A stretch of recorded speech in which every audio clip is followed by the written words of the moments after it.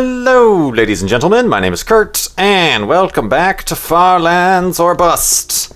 Indeed, we are here in the somewhat sketchily pre-made hidey hole that just turned out to be another cave, but it's pre-made and I used it, so let's break out of here. Let's dig some dirt with a bed. Yes, I realize, hi Wolfie, I realized that I neglected to make that shovel I was meaning to make all last episode. But we'll get to that as soon as I can remember. What am I doing? Dirt for Kurt, and a boosh. Okay, that way is west. Let's continue going west. I swear this episode is going to be a normal 2-day long episode. As you might have seen in the last episode, I start to get a little bit spacey and a little bit weird. After 3 days of walking in Minecraft, so you're dead, sir. So I think I'm going to avoid that until I can work on my commentary endurance, because it's all about endurance, don't you know? Indeed. So yeah, anyway, come on, Wolfie. I do have some more interesting news. Our Child's Play charity fundraiser over at farlandsorbust.com is now up to 60%. Oh, hooray. No, really, that is awesome. All the generosity is just totally blowing me away. We've more than doubled what we had previously in just like the last 3 weeks. So thank you everybody who keeps contributing. That is equal to, right now we have $17,789.20 this season for Child's Play charity on behalf of Far Lands or Bust. I really do appreciate it. Everybody who's been sharing the series and the link and the chip-in widget. It's really, really amazing. And actually, I know I don't normally point out specific donators. I know I mentioned that Notch gave a rather generous donation after he mentioned it on Twitter and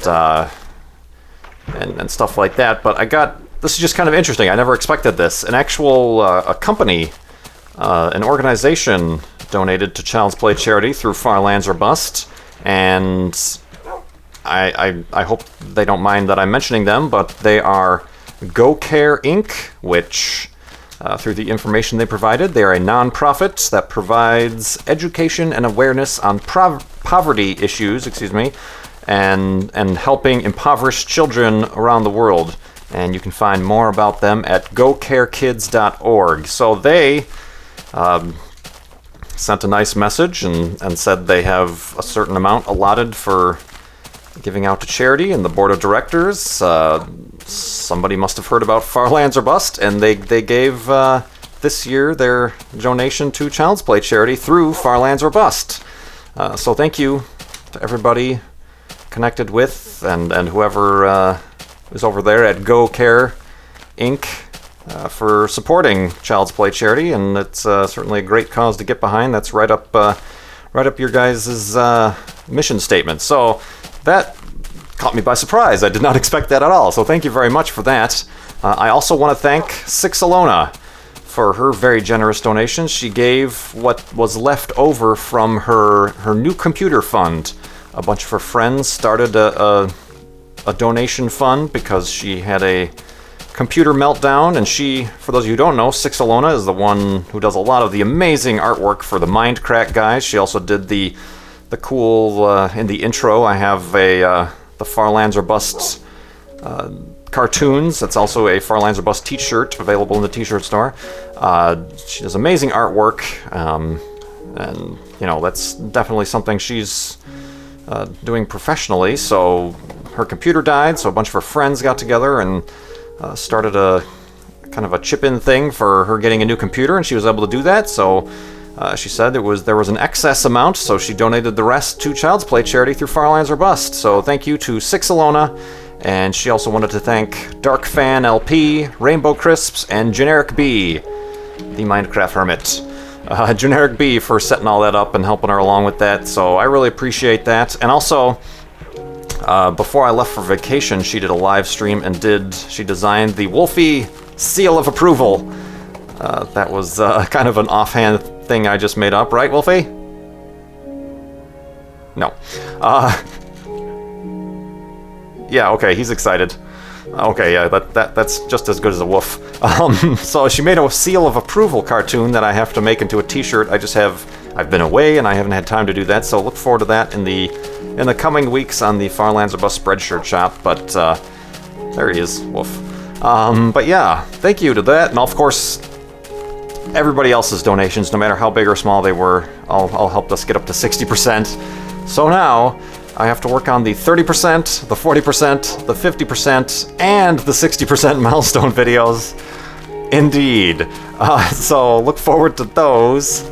I know I mentioned in the last episode I was thinking of doing a 5-hour live stream for the 50%, which makes sense. I got a few good suggestions. Some of you said I should do that all on the Mindcrack server, simply because I don't want to do it in Farlands or Bust. I'm going to save that for the 100% milestone live stream. I could do it on the Mindcrack server. I know I feel pretty bad for not being on there as much as I should. People like Zistu and Anderzel are already like onto their episode 40, and I've barely done. Well, I'll see you later, Wolfie. Oh, he made it. Well done. So yeah, I got to get on the Mindcrack server soon. So that's always an option. I could do something cool on the Mindcrack server for 5 hours. Or I've gotten suggestions to do it in Kerbal Space Program. Try to get to Minmus, the new moon, and back. I suppose I could do that in 5 hours. There's probably going to be plenty of room for the failures in that 5 hours. Careful, Wolfie. Careful, Wolfie. So, still deciding on that, and I still have to get through the 30 and 40% before I do that. So that will be in the next couple weeks is when I'll get to that.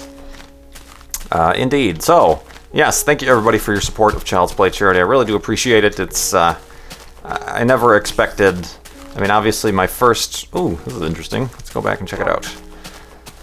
The first time I set up the Child's Play Charity fundraiser, I didn't expect that much support, so I'm like, okay, let's just raise $820.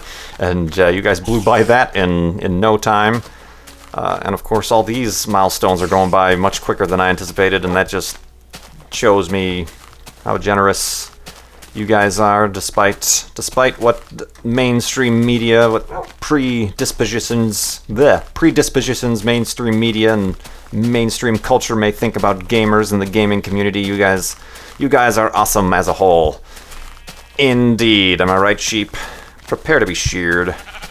Get a shear job. So yeah, that's amazing. I do appreciate that.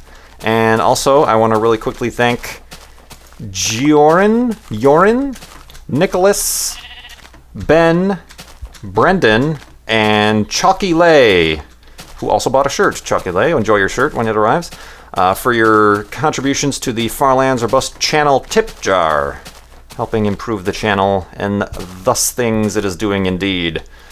So, everything's coming up Millhouse.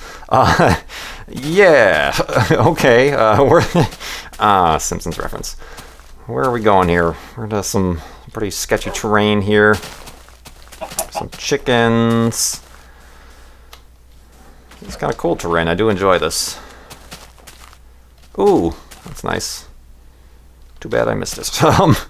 So, what else are we doing here? Oh, thanks everybody in the last video. I got a lot of good comments where you guys were sharing your experiences and stories about experiencing the transit of Venus on the 5th and 6th of June. It's always great hearing from you guys on getting inspired with astronomy and science and things like that. Really cool. And yeah, I know I mentioned in the last episode, some people might not be interested in it. It's just a little tiny speck of a dot moving across the face of the sun, but if you understand the physics and the rarity of it, and the fact that when you're looking at that very tiny dot, that Venus is roughly the size of Earth. So just compare the size of the sun to Venus, but also you have to work in the perspective there. Venus is much closer to us than the sun, so actually if you moved Venus out towards the sun, it would be even smaller, a much smaller speck of a dot. So just the scales involved really drive it home to the what's going on in our solar system and how small Earth is, but then again how significant it is because we've got life here and nowhere else as far as we know. So I really appreciate all the stories and words of scienciness The words of scienciness. Let's make this hidey hole sideways. Or elevated hidey hole. Oh, not what I wanted. There we go. Did I not? Oh, there's the bed. Plunk. And at that, watch the sunset. Go to sleep.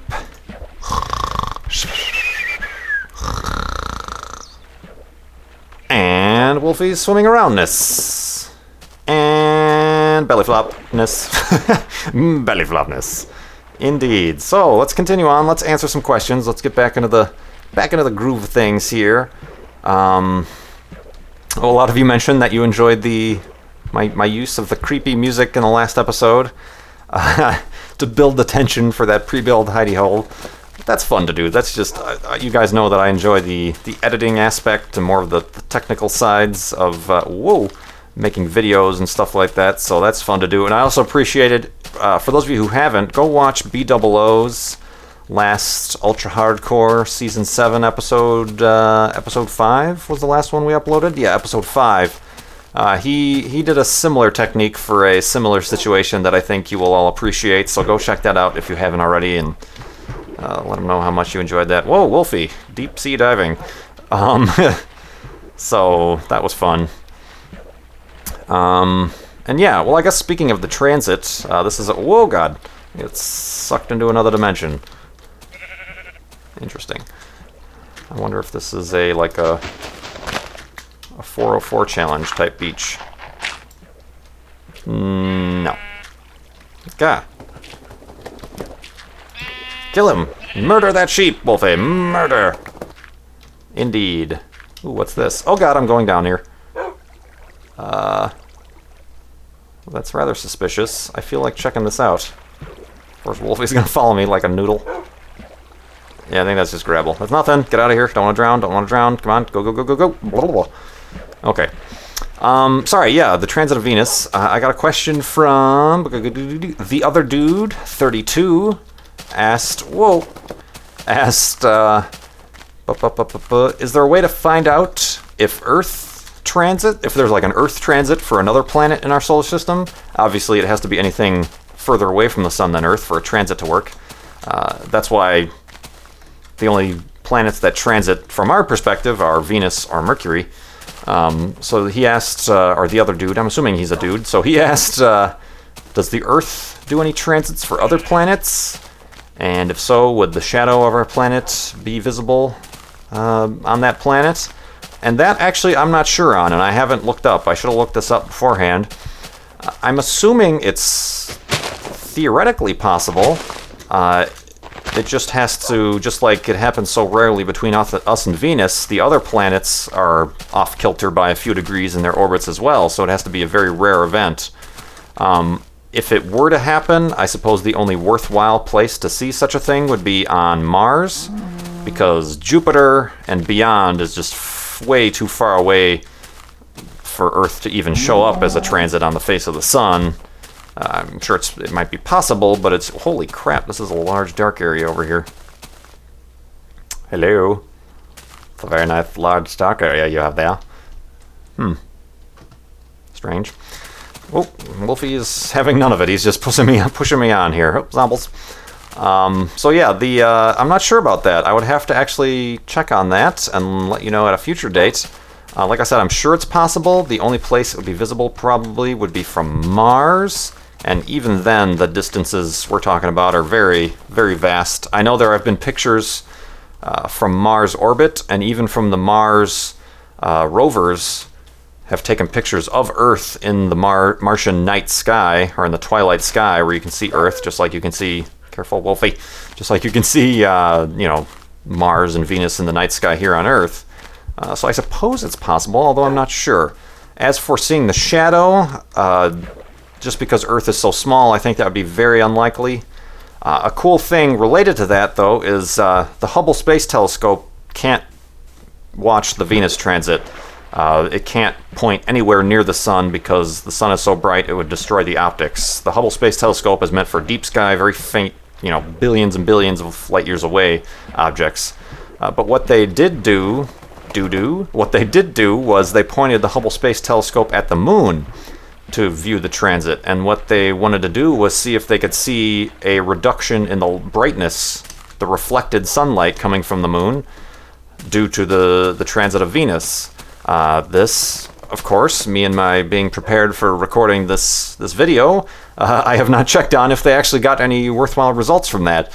So I'll have to check. But yeah, that's kind of a way they could test for, like I mentioned in the Venus transit stellarium video. That's how they could test for methods for using Hubble to watch transits on other stars for exoplanets. So yeah, that you have the right idea in your head there, Mr. The Other Dude 32.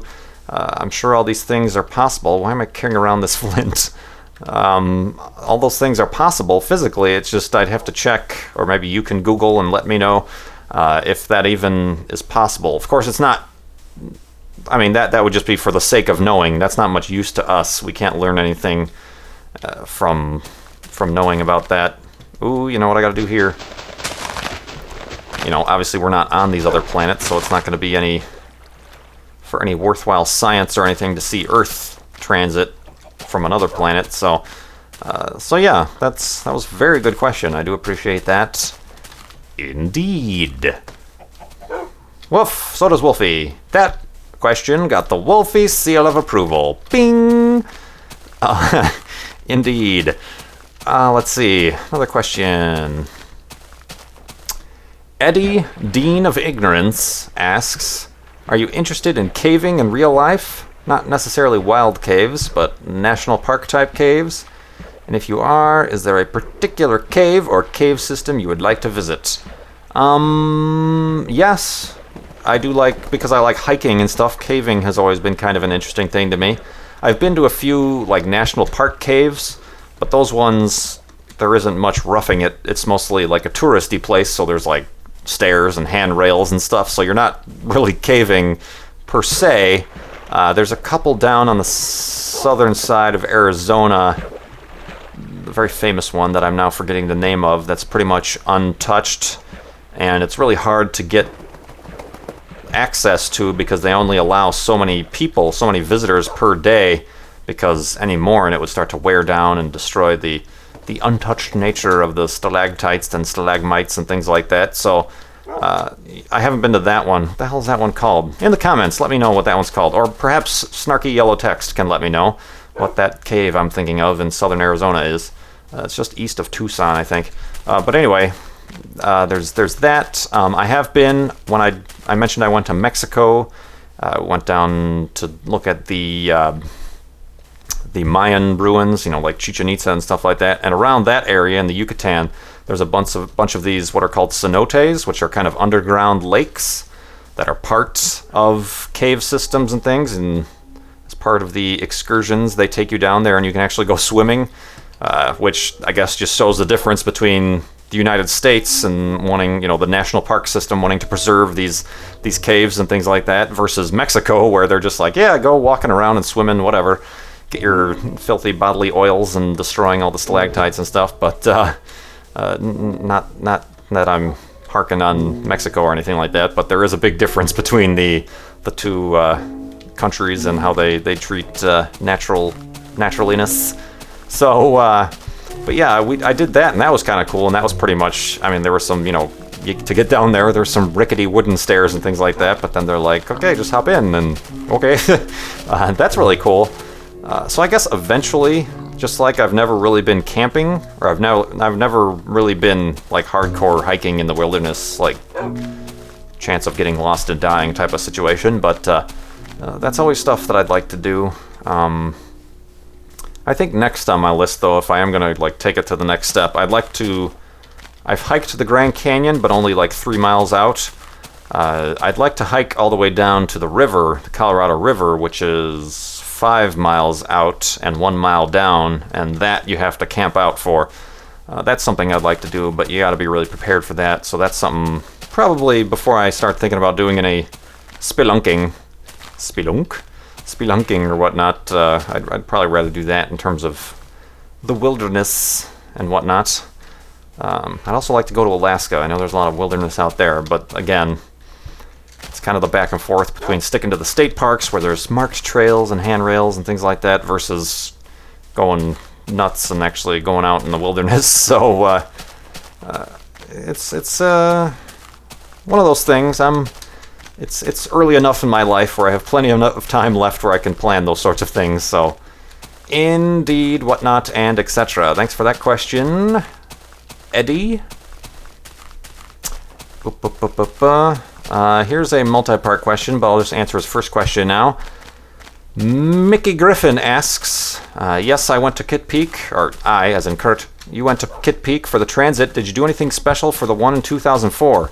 The one in 2004 was mostly not visible from North America, and in 2004, like I mentioned, I really wasn't into astronomy until the last 3 years or so. So I largely ignored that one. I think I remember, I was in college at the time, I think I remember watching that online. There were just a very few live streams. There wasn't... Oh, hello, crazy sand dune. Oh, hey, it's a spaceship. It's Prometheus. Heidi whole time. But yeah, I didn't do anything special. I didn't, make any special arrangements, which sucks, I guess, now that I am actually into this sort of stuff, that I kind of... Oh, hello, lava pit. Let's go over here. Do that, and dig in here. But yeah, I didn't do anything special for the one in 2004. Certainly you guys can let me know if any of you seen it in 2004. That was more on the other side of the world. And yeah, I will continue with these questions. What are you barking at, Wolfie? You see something, boy? Timmy fell down the well? What? Boop and a boop. Oh god. And a boop. Okay. There we go. Alright, so this is another episode of Far Lands or Busts. A normal 2 Minecraft Day episode. I want to thank everybody once again for your generosity for the Child's Play charity fundraiser. And also, you can keep going on over to farlandsorbust.com. You can use the chip-in widget on the home page there. I'm going to make a bed out of dirt. Oh my gosh, I don't have enough... Oh, just enough wood for a bed. And I'm in the middle of this desert, and there's no trees or anything. Whew. Kurt, you're getting kind of lazy in your old age here. Let's make that shovel while I'm at it, too. Zombles. Alright, I absolutely, positively need some wooden planks next episode, or else I'm not going to have any beds. But yeah, like I said, farlandsorbust.com, using the chip-in widget, you can continue giving to Child's Play charity, and I will continue getting further behind on these milestone videos. So thank you everybody who has contributed thus far. You can like, comment, ask me your questions below. Ooh, what's going on here? Oh, that's the... I was going to say there's no selection box, but that's the selection box getting out of whack, as you can see. I think I can, yeah, look at it jitter around there. That is how far I have come. I wonder if... Oh yeah, the items aren't really updating with the world either. That's a sign of getting far away from spawn. God dang it, stop going back in my inventory. Alright, yeah. That's more apparent when you're closer. But yeah, you can see they're not really stuck to the way the world is kind of jittering around. Awesome. Anyway, distracted. Yeah, farlandsorbust.com. Like, comment, and subscribe if you're not already. My name is Kurt. Thanks so much for watching. I will see you next time.